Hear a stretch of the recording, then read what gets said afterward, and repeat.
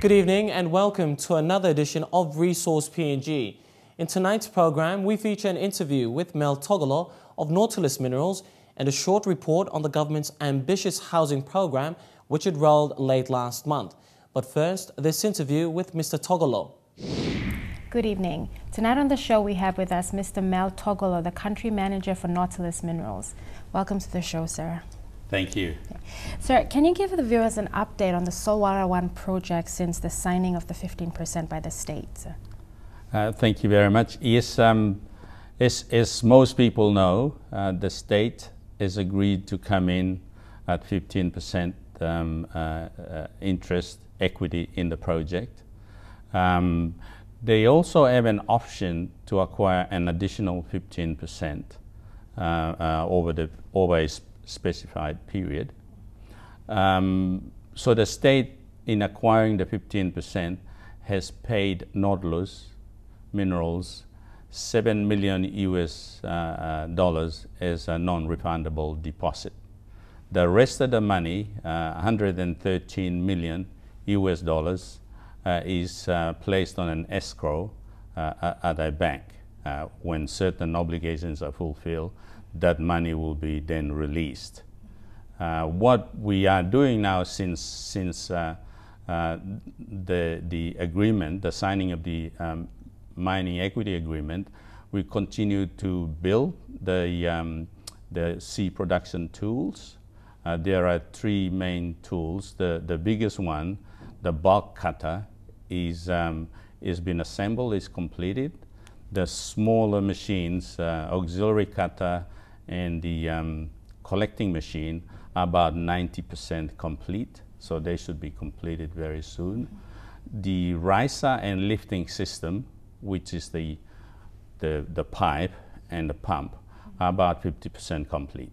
So we are moving forward to ensure that those critical equipments will be completed before production starts. So you're pretty much halfway towards the end of production. We're pretty much way through the construction period.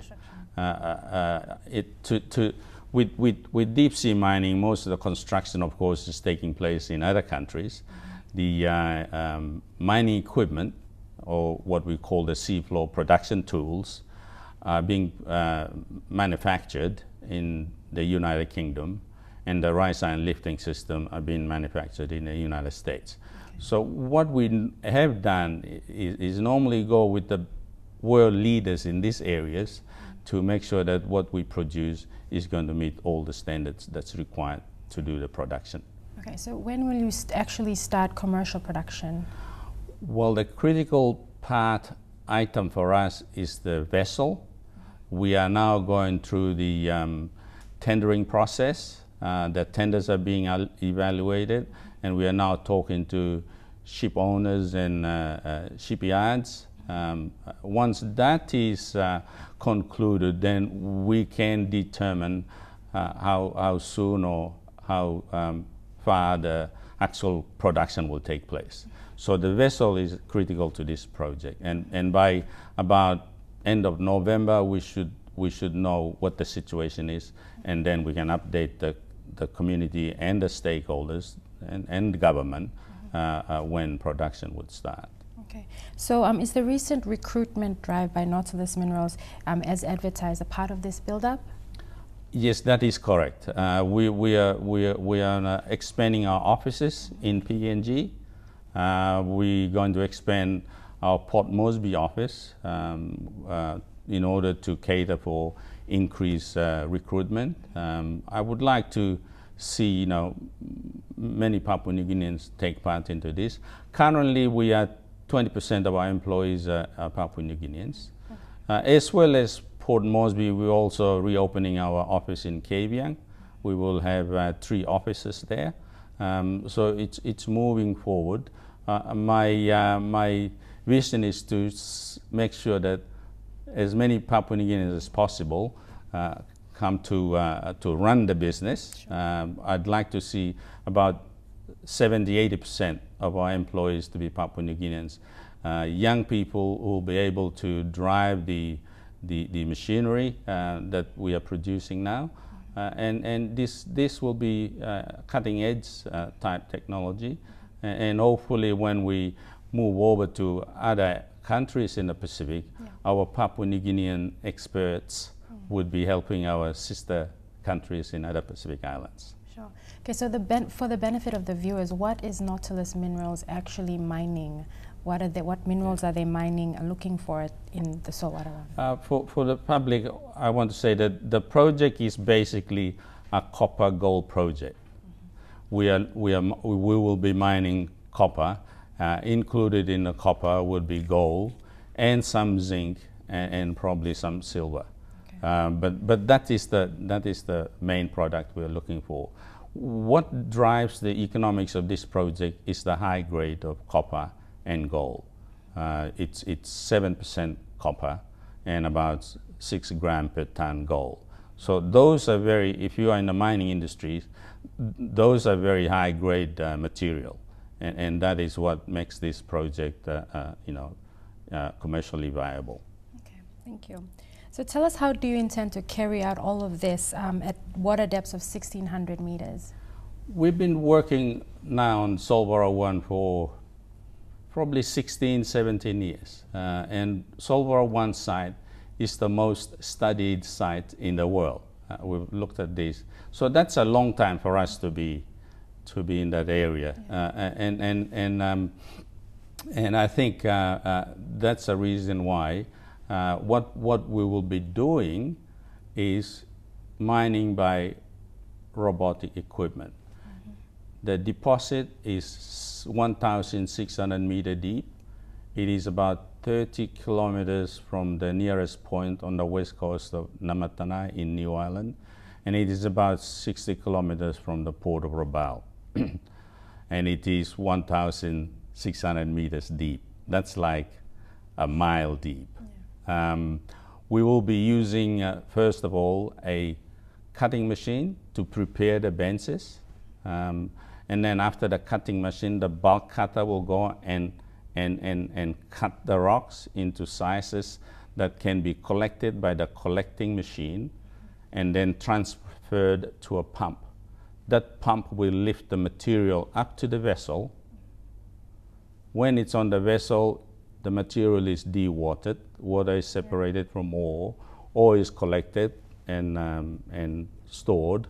The water is filtered and then sent down back again to about 1,300 meters and discharged at that level exactly where it came from.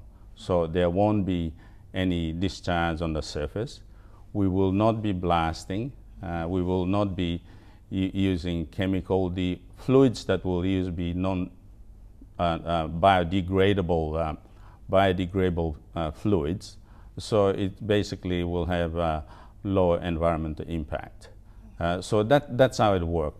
It's a cutting process, a lifting process, a storage on a vessel, and then sending the water back to where it came from and discharged at about 1,300 meters. With low impact on the So, and what we've done also in consultation with the community, we've designed the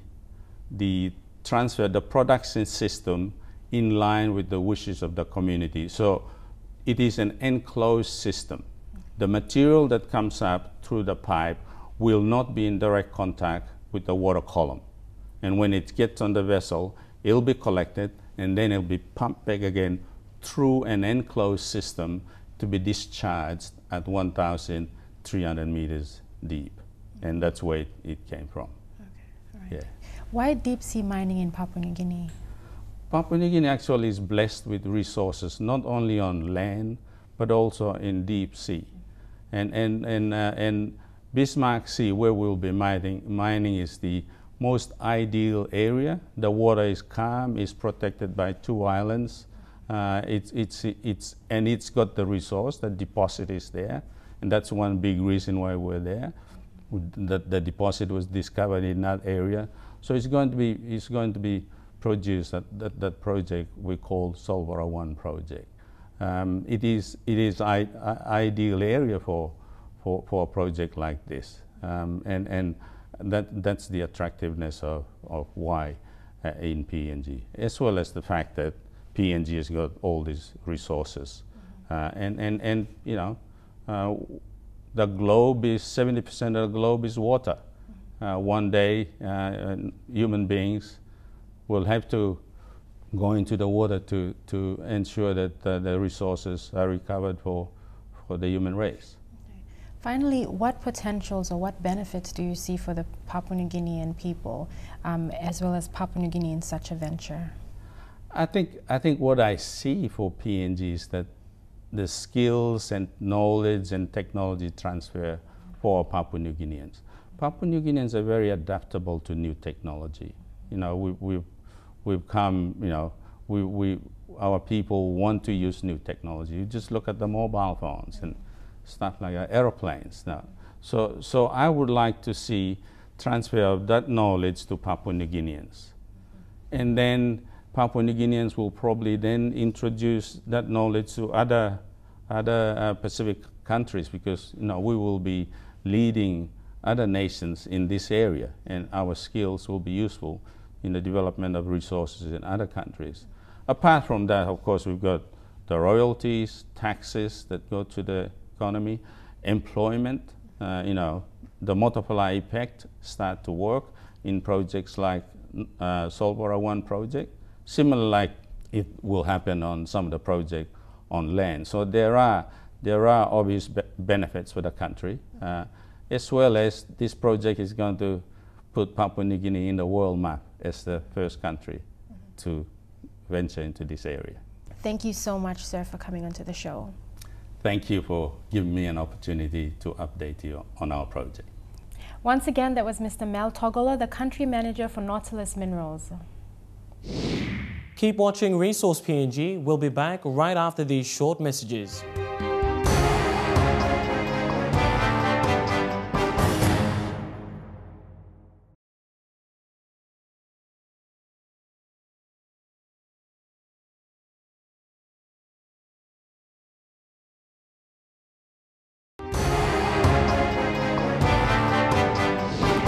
Welcome back to the show.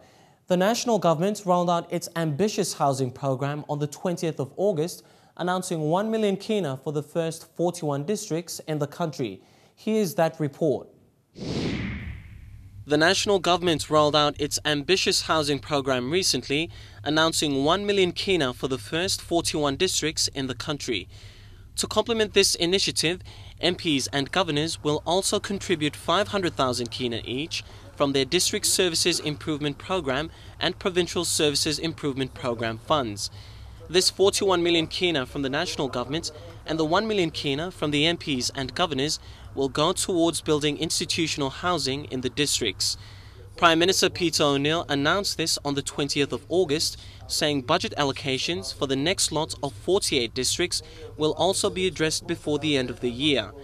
Mr. O'Neill said this at a small but significant ceremony where he handed over the Certificate of Agreement signed by the Department of Lands and Physical Planning and National Planning for the handover of a portion of land at 4 Mile to the Ministerial Committee on Affordable Land and Housing Program. The National Planning Department will now roll out to the first 41 districts in the country, 1 million kina each out of the institutional housing programs for the districts. Many of the public servants who are posted out there are not able to perform their duties because of lack of accommodation. So with the national government's contribution of 1 million kina, the local member through the DSIP and the governor through the PSIP are putting another million kina, 500,000 kina each. That should at least give us 10 houses per district per year. So if we consistently do that over the term of this parliament, I think over the next 3 years we can, including this year, we can have 40 houses in each individual district. That is why this initiative by the National Planning and of course the Housing Department to free up land to all citizens, whether you be in government or in private sector, so that you can use that land and the titles to go and secure financing so that you can borrow money and also build a decent accommodation for yourself. Our aim is to try and make sure that we support you, especially our employees in the public service, so that you can own a home. You're not seen as a visitor settling in settlements, worried about your family on one end while you're trying to perform your duties on the other. You must be free to perform your best so that you can contribute to nation building. Accessibility and availability of land is critical at this point as the government continues to roll out its development projects to provide basic services. National Planning and Monitoring Minister Charles Abel said housing and land was a critical part of the government's activity. Our government is concerned and determined that we have a coordinated and joint approach to making housing accessible to our people. And that involves a number of activities, as we all know, and one of the prime impediments is availability and accessibility to land. So there's a range of initiatives underway, including, of course, as I said, freeing up land, providing financing options, which we're working with, in particular with BSP at the moment, and thanks to our Prime Minister, he's spearheaded one of those initiatives to make financing available at 4% and repayable over a long period of time. So we want to make a titled land available to our people. We want to make financing available to them that is also affordable. And then we want, through the National Housing Corporation, to come up with options about design, innovative options about design that are environmentally friendly and also cost efficient and, as I said, innovative, together with partners or otherwise, but as much as possible as well to involve our local construction industry. And this is going to free up land, it's going to create economic activity, and ultimately it's going to help give people access to housing. So the intention, it's not all the land around the urban areas, but it is just making sure that certain parcels of land in all our major urban centres are made accessible to ordinary Papua New Guineans, truly accessible. If we don't make these deliberate steps, we are just concerned that the ordinary people might be marginalised in the process. Because land is so valuable, because the process of freeing up land is so slow, what happens is that the land is bid up into a premium, and then most of our people become marginalised in the fringes, in settlements and so on, living on top of each other in flats and 3 or 4 families in one house. And it is not acceptable to this government. And so we are deliberately going in and saying, no, we're going to reserve some land for our public servants and our private citizens that cannot otherwise access in terms of affordability. And that's what this program is all about. We want to deliver 40,000 houses institutionally and then privately owned for our citizens.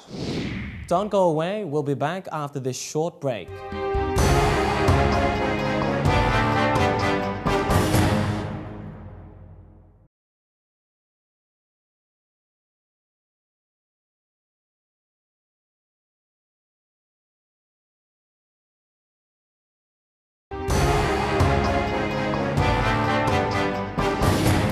Welcome back to Resource PNG.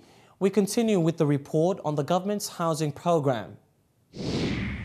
One initiative the government has taken is to provide housing for its employees and ordinary citizens through its National Affordable Land and Housing Program. The aim of the program is to build 40,000 houses in the country's major centres, including 40 institutional houses for public servants in districts.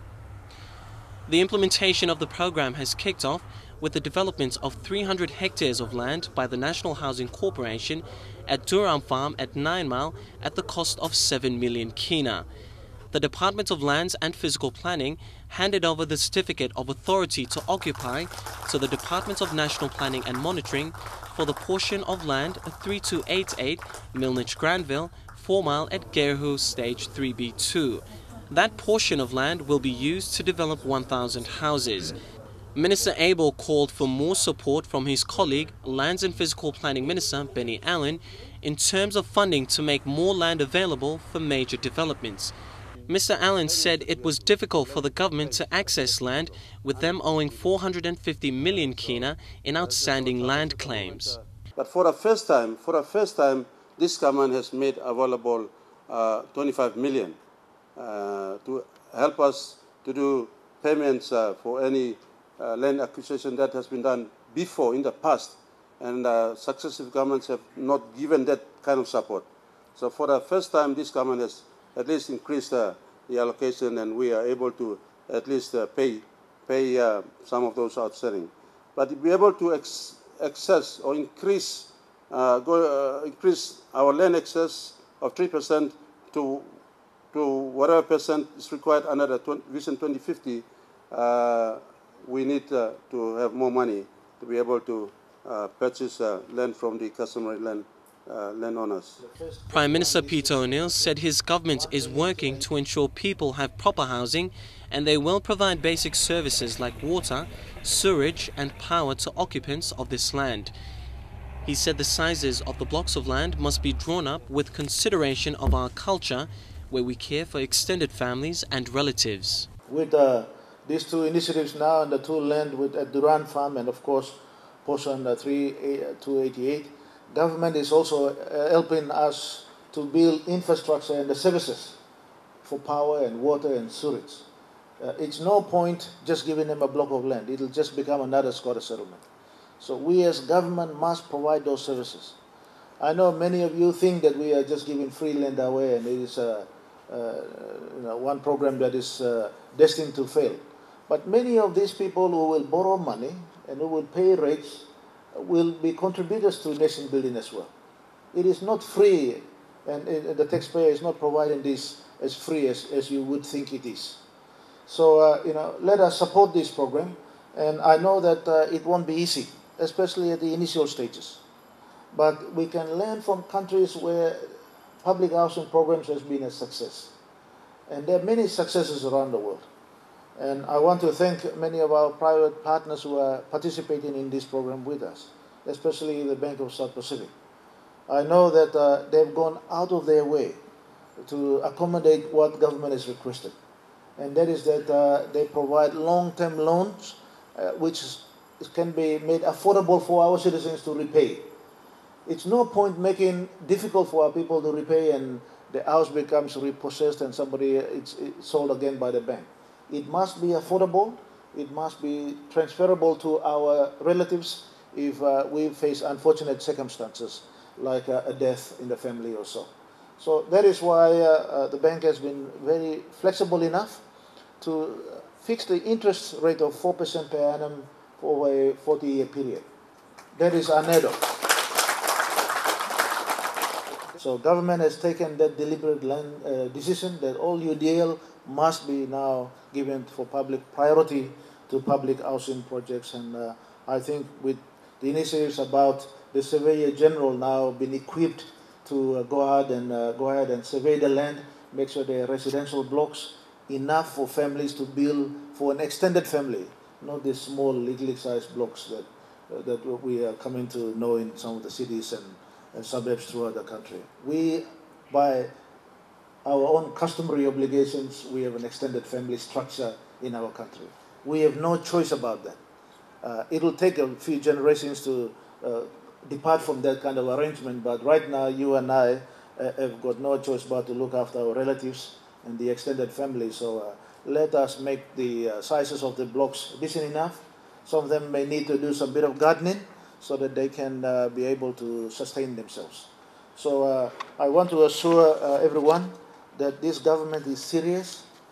Yes, we may not achieve all the targets that we have setting out, and this is an ambitious target, but I want to tell you, targets are set for us to work towards. And if we don't set targets, we just accept failure as a normal way of life. It is not our business in this government to accept failure. I know sometimes we are a bit hard on public servants, sometimes we are a bit too demanding, but it is not demanding because we want to satisfy our ego and pride and our own selfish interest. We are demanding you to perform and lift up your performance because we have an obligation to serve our people and make sure that our people have better standard of living.